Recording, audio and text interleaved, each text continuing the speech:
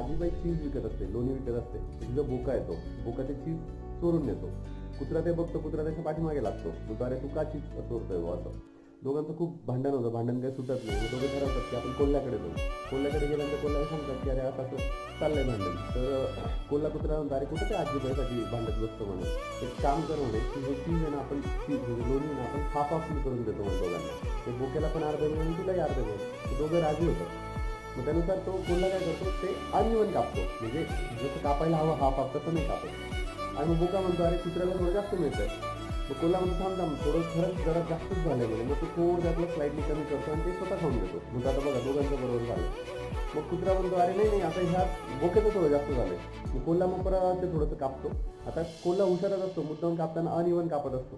आणि मग असं करत याला थोडं जास्त, याला थोडं कमी, याला थोडं जास्त, याला थोडं कमी, असं करत करत दोघांचं थोडं थोडं करत करत कोल्हा पूर्ण खाऊन घेतो.